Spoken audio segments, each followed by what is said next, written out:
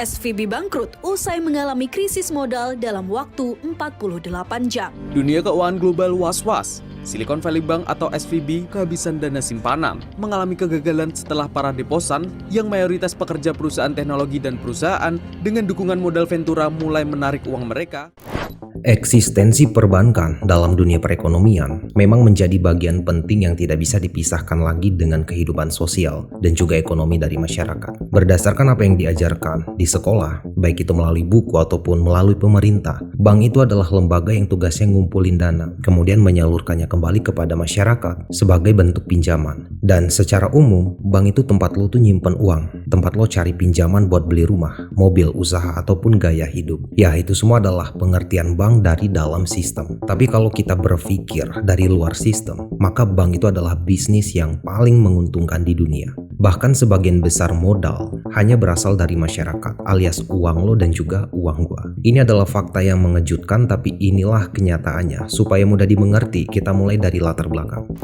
Sebenarnya ada banyak banget bank di Indonesia. Contohnya kayak Bank BRI, BNI, Mandiri, BCA, dan bank-bank lainnya. Semuanya itu sama. Mereka mengklaim kalau lo simpen uang lo di bank, maka uang lo aman. Karena bank dilindungi dengan sistem keamanan yang ketat, dijamin oleh LPS atau Lembaga Penjamin Simpanan, dan juga diawasi oleh OJK, Otoritas Jasa Keuangan. Tapi realitanya, uang lo sebenarnya nggak diem aja di bank. Uang itu bakal diputer lagi sama bank. Biasanya itu dengan cara dipinjemin lagi ke orang lain lewat kredit, kayak KPR, KTA, ataupun kredit usaha. Dan here the catch, bunga yang lo dapat dari tabungan jauh lebih kecil dibandingkan bunga yang mereka tarik dari peminjam. Padahal lo adalah pemilik dari uang yang dipinjamin oleh bank itu tadi. Sekarang coba kita bandingin data ya. Rata-rata bunga tabungan di Indonesia berada di angka 2%, sementara bunga kredit sekitar 8%. Contoh simpelnya gini, kalau lo nabung di bank, lo dapat bunga 2% per tahun. Tapi kalau lo pinjem uang dari bank, lo bayar bunga 8% per tahun. Selisihnya itu disebut sebagai spread atau selisih bunga yang menjadi keuntungan utama buat bank. Mengingat semakin banyak orang yang ngerasa butuh sama perbankan,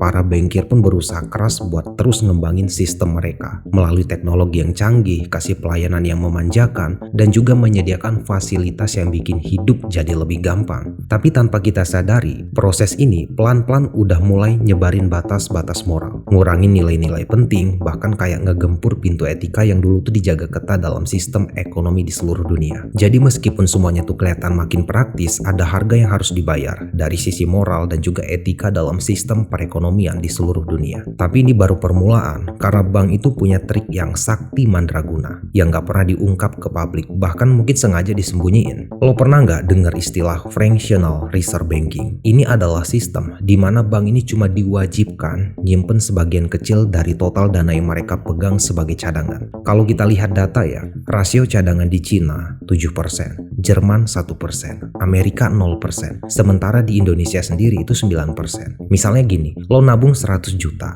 karena rasio cadangannya 9%, maka bank cuma wajib nyimpen 9 juta sebagai cadangan dari simpanan lo yang jumlahnya 100 juta tadi. Sementara 91 juta sisanya, bank ini memiliki kebebasan untuk ngegunain uang itu, mau dibakar, diinvestasiin suka-suka dia, atau bisa juga dipinjemin ke nasabah lain. Contoh, uang 91 juta itu dipinjemin ke nasabah B untuk beli mobil di showroom. Terus sama pemilik showroom, uang 91 jutanya disimpan lagi ke bank. Terus bank pinjemin lagi uang itu ke nasabah C. Begitupun seterusnya. Jadi uang yang semula 100 juta bisa menjadi 100 miliar di layar komputer, tapi secara value uang itu hanya berjumlah 100 juta. Dan ini sah di mata hukum. Nggak ada yang berani utak-atik. Kalau Indonesia berani utak-atik, nanti nggak dikasih lagi pinjaman. Jadi secara teknis ya, sistem perbankan modern itu punya kemampuan buat bikin uang sendiri atau creation of money. Jadi bayangin kayak piramida, tapi dia terbalik. Cadangan yang sebenarnya kecil ini malah ngegenggam nilai yang jauh lebih besar di atasnya. Dampaknya, sistem perbankan modern ini jadi biang kerok krisis ekonomi. Tatanan perekonomian global ini jadi goyang. Usaha-usaha masyarakat ini banyak yang ambruk, dan akhirnya kemiskinan sama pengangguran itu jadi momok yang ngeri banget buat semua kalangan. Dan faktanya, sejak sistem perbankan modern ini menguasai dunia, hampir semua negara itu pernah kena imbas krisis moneter. Catat aja tahun-tahun ini. Tahun 1923, 1930, 1940, 1970, 1980, 1990, 1998, 2008, sampai yang terakhir itu 2019 pas pandemi COVID-19 muncul di Cina. Itu udah kayak efek domino dari satu negara nyebar ke negara lain sampai seluruh dunia kena getahnya. Intinya ya, sistem ini memang praktis, bikin inovasi itu jadi cepat berkembang, tapi resikonya juga gede banget buat ekonomi dunia. Dan yang lebih mencengangkan, di dalam buku The History of Money from Ancient Time to Present Day tahun 1996, Glenn Davis menjelaskan dengan gamblang kronologi krisis ekonomi dunia secara menyeluruh. Sepanjang abad 20 telah terjadi kurang lebih 20 kali krisis besar yang melanda banyak negara. Rata-rata setiap 5 tahun terjadi krisis keuangan hebat yang mengakibatkan penderitaan bagi ratusan juta umat manusia. Yang menjadi masalah, apabila kita jadikan acuan dari buku ini, maka di tahun 2025 menjadi tahun yang kelima sejak COVID-19. Dan kalau kita buka mata ya, masalah ekonomi pada perekonomian di Indonesia udah mulai menunjukkan tanda-tanda, mulai dari ekonomi dunia dan juga Indonesia yang masih dilanda ketidakpastian, terpilih kembalinya Trump, kebijakan The Fed, dan juga ketegangan geopolitik. Bahkan IHSG itu jatuh yang mengakibatkan harga saham itu berjatuhan, tanpa terkecuali saham perbankan itu sendiri. BBRI tercatat sudah turun 39%, BBNI 31%, Mandiri 39%, BCA 22%. Bahkan penurunan ini nyaris sama kondisinya pasca krisis tahun 2019. Disusul lagi dengan rupiah yang melemah hingga harga komoditas yang ikut menurun. Dan gue yakin lo yang lagi simak video ini juga mulai merasakan kondisi ekonomi kita ini yang udah amburadul ya. Jadi realitanya krisis ekonomi itu bukan hal baru, tapi udah jadi pola yang terus berulang sepanjang sejarah modern. Sekarang kita kembali lagi ke perbankan. Kita balik ke sejarah. Sejarah perbankan itu kan dimulai dari sebuah wilayah historis di Asia Barat. Tepatnya itu di Babilonia, yang merupakan pusat perdagangan dan juga pertanian pada masanya. Di zaman itu, bank ngasih pinjaman gabah ke petani untuk nanam tanaman, sementara ke pedagang untuk ngedukung kegiatan dagang antar kota. Disinilah cikal bakal riba dalam sistem perbankan pertama kali. Contohnya tuh gini, lo minjem 1 karung gandum, balikinya 1,3 karung. Kalau lo nggak bisa bayar, istri lo, anak lo, bahkan lo sendiri itu bisa dijadikan budak. Ini adalah awal mula sistem yang menciptakan kemiskinan struktural. Zaman dulu perbankan pusatnya bukan di kantor kayak sekarang, tapi di kuil-kuil yang dijadiin tempat nyimpen uang karena dianggap suci dan juga dilindungi oleh dewa-dewa. Sebagai bukti kepemilikannya, kuil kasih lo tuh semacam token kayak kartu tapi dari tanah liat. Sekaligus kuil itu mulai nawarin layanan pinjaman dan juga penukaran uang. Lompat ke Eropa, abad pertengahan. Di Italia, bank itu mulai menggunakan dana dari deposit untuk ngasih pinjaman ke nasabah. Kemudian di Inggris, pengrajin emas atau disebut goldsmith itu jadi cikal bakal perbankan modern. Mereka ini sadar bahwa semua nasabah itu nggak narik emas secara bersamaan di satu waktu. Nah, disitulah muncul inovasi untuk minjemin sebagian emas ke nasabah lain dengan imbalan bunga. Dan nasabah dikasih tanda terima sebagai bukti kepemilikan yang merupakan cikal bakal uang kertas modern. Beralih ke tahun 1694, Bank of England ini muncul sebagai bank sentral di dunia. Tapi bukan yang pertama. Di tahun ini, para bankir ini lebih cerdas. Mereka ini menjadikan perbankan sebagai bisnis untuk tujuan keuntungan. Ketika terjadi perang Napoleon, para bankir elit ini paham, perang ini adalah bisnis yang menguntungkan. Sehingga mulai terjadilah skema pinjaman ke pemerintah untuk mendanai perang. Walaupun bukan pelopor pertama dari sistem fractional reserve banking, tapi Bank of England ini memainkan peran penting, yaitu menginformalkan sistem ini. Dan kemudian sistem ini diadopsi oleh bank-bank komersial lainnya, baik di Inggris bahkan di negara Eropa. Nah, sejak saat itu, krisis keuangan mulai sering terjadi. Contohnya kayak Panic of 1837 dan juga Panic of 1873. Ini kan jadi bukti betapa rapuhnya sistem perbankan modern. Dan dilanjutkan di tahun 1913, di mana The Fed ini lahir di Amerika Serikat dengan tujuan untuk mengatur sistem perbankan di Amerika dan juga menjadi bank paling berpengaruh di dunia. Di tahun tersebut, The Fed ini mulai meresmikan rasio cadangan wajib atau fractional reserve banking yang sekarang dikenal sebagai sistem perbankan modern. Tapi The Fed ini dikemas sebagai bank swasta, bukan milik pemerintah. Jadi semacam lembaga independen, tapi memiliki kontrol untuk mengatur suku bunga, mengelola pasokan uang, sampai mengatur pasar keuangan yang bisa mempengaruhi aktivitas ekonomi di beberapa negara. Sehingga dunia ini dibuat skeptis bahwa ada agenda besar di balik itu semua. Jadi sejak awal kemunculannya, sistem perbankan perbankan ini memang udah mulai bikin ketimpangan melalui jeratan hutang. Dan hutang itu dijadikan sebagai alat kontrol sosial sejak zaman dulu atau sejak zaman batu.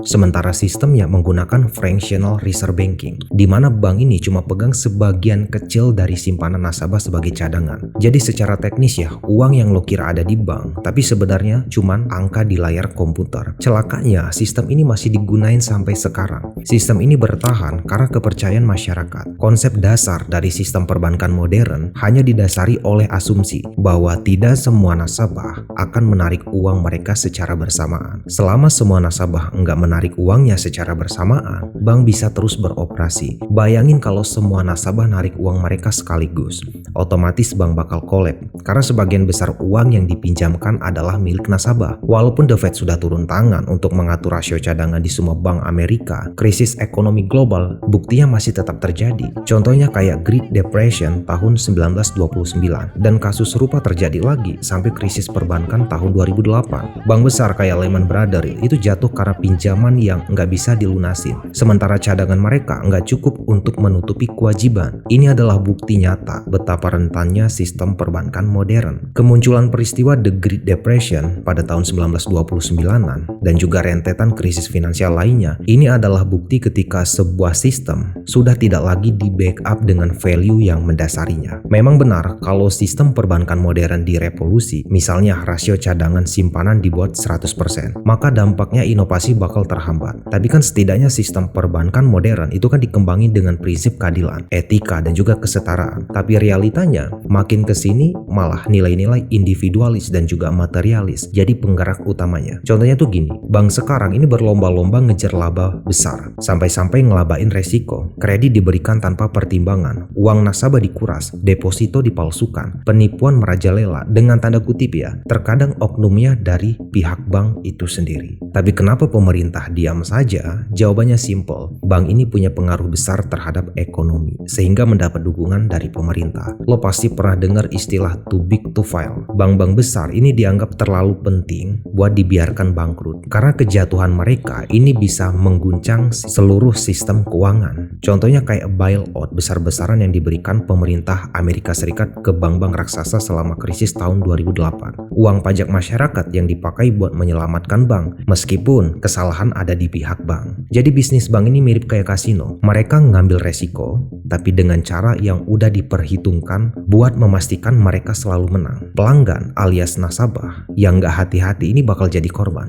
Sementara bank terus untung dari ketidaktahuan nasabah tentang sistem mereka. Kalau kita amati ya, mekanisme sistem perbankan dari zaman batu sampai zaman rapuh bisa kita analogikan sebagai money is debt, debt is money. Lo pasti pernah dengar istilah uang fiat atau uang kertas, yaitu uang yang beredar di kehidupan kita sekarang. Ini uang nilainya tuh nggak di backup sama emas atau aset fisik apapun, tapi cuma kepercayaan. Lo percaya uang ini 50.000 karena orang lain juga menganggap bahwa ini adalah uang 50.000. Setiap bank sentral nyetak uang, contohnya ketika krisis ya, setiap lembar uang yang dicetak itu adalah utang plus bunga. Misal, kalau pemerintah Indonesia pinjam 100 triliun rupiah dengan bunga 5% per tahun, bagaimana pemerintah membayarnya? Melalui pajak. Pajak siapa? Pajak kita semua. Dan ini udah kayak lingkaran setan. Pertama, pemerintah butuh uang, mereka bakal minjem ke bank sentral dengan bunga. Kedua, terus pinjaman itu dipakai buat program atau proyek infrastruktur yang notabene masih dihantui sama korupsi. Terus pemenang tendernya bisa ditebak dengan melihat siapa yang paling dekat dengan pejabat. Ketiga, cara ngebayar utangnya, pemerintah harus naikin pajak. Simpelnya tuh gini, semakin besar hutang, maka masyarakat diminta bayar pajak yang semakin besar pula. Kalau masih belum bisa nutupin utangnya gimana? Solusinya cetak uang. 4. Akhirnya timbullah inflasi. Harga kebutuhan naik karena inflasi. Ujung-ujungnya masyarakat lagi yang harus menanggung bebannya. Dengerin gue ya, konsep dasar dari sistem perbankan modern secara gamblangnya, uang diciptakan sebagai hutang, dan hutang itu mustahil dilunasin. Kenapa? Karena jumlah uang yang beredar itu sama dengan pokok hutang, tapi bunganya harus dibayar pakai uang yang belum ada. Matematikanya tuh gini, total hutang lebih besar dari total uang di sistem. Artinya pasti ada yang gagal bayar, dan asetnya bakal disita oleh bank. Ini bukan kebetulan, ini adalah design by system. Kesimpulannya, sistem perbankan modern menguntungkan bagi bank, sementara resikonya ditanggung nasabah. Selain mendapat keuntungan dari selisih bunga, seperti yang udah gue jelasin, bank juga dapat uang dari biaya dan juga komisi. Setiap kali lo transfer antar bank, tarik tunai di ATM beda bank, atau telat bayar kartu kredit, lo kena biaya. Itu semua jadi penghasilan tambahan buat bank. Bahkan biaya administrasi bulanan aja, ini udah ngasih kontribusi besar ke laba mereka. Lo kaliin aja dengan total nasabah. Kedua, investasi. Bank juga sering investasin uang yang lo simpan, misalnya di obligasi pemerintah ataupun instrumen keuangan lainnya. Keuntungannya ya jelas buat bank. Jadi bisa dibilang bank ini adalah bisnis paling menguntungkan di dunia. Bahkan kalau kita bandingin sama bisnis korupsi. Kalau lo korupsi, lo cuma bisa punya mobil mewah, kehidupan glamor. Kalau ketahuan, lo bisa dipenjara, bahkan dipermalukan. Contohnya kayak korupsi Pertamina. Sementara di sisi lain, kalaupun bank bangkrut, pemerintah ini tetap berupaya untuk nyelamatin, walaupun penyebabnya karena sistemnya yang salah, dan yang dirugikan bukan bank, tapi nasabah yang nyimpen uang di bank itu.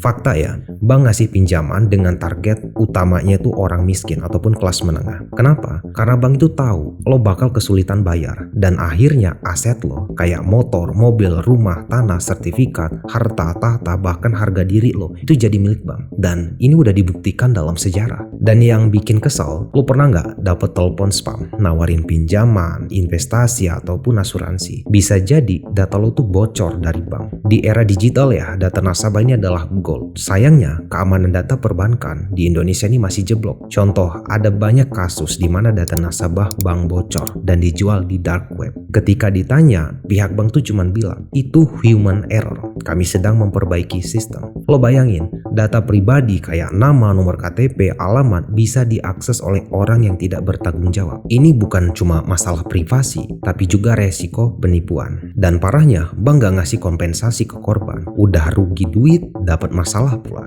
Jadi bagaimana solusinya? Di sisi lain ya, kita juga nggak harus anti dengan yang namanya bank. Karena bank ini kan udah jadi bagian hidup kita selama ratusan tahun, bahkan berabad-abad. Yang artinya ya, tanpa bank semuanya ini nggak akan selalu mulus. Pertama, keamanan. Tanpa bank, lo harus nyimpen uang lo tuh sendiri. Kalau tiba-tiba ada bencana alam, uang lo tuh bisa hilang selamanya. Kedua, stabilitas. Bank ini kan punya peran penting dalam menjaga stabilitas ekonomi melalui kebijakan moneter. Tanpa bank, siapa yang bakal ngatur suplai uang dan juga inflasi? Ketiga, edukasi diri terus. Kalau lo ngerti game, lo bisa main lebih cerdas. Contoh, hindari utang konsumtif. Kayak kalau lo beli iPhone pakai kartu kredit, itu artinya lo bayar iPhone itu 2 kali lipat. Dari sisi uang, pindahin ke aset real kayak emas, tanah, ataupun kripto seperti Bitcoin yang suplainya terbatas. Jadi uang di bank itu secukupnya aja. Kecuali emang usaha lo tuh membutuhkan uang non tunai. Dan kalau lo nanya apa solusi terbesarnya, maka jawabannya revolusi sistem moneter. Karena sistem sekarang ini justru memperkaya 1% elit dengan mengorbankan 99% sisanya. Sebagai penutup ya, thank you banget lo udah simak video ini sampai selesai. Sekarang lo punya informasi untuk break the cycle. Mulai dari investasi di aset real sampai kritis ke pemerintah yang kolutif dengan bankir. Yang jelas, bank ini udah ada selama berabad-abad. Dan bank pertama kali di Indonesia itu didirikan oleh POC pada tahun 1746. Yang artinya sebelum negara maha cinta kita ini merdeka, bank itu udah ada. Dan selama itu pula, bank udah main game yang sama. Ciptakan uang, kumpulkan kekayaan, ulangi. Ciptakan uang, kumpulkan kekayaan, ulangi. Ciptakan uang, kumpulkan kekayaan, ulangi.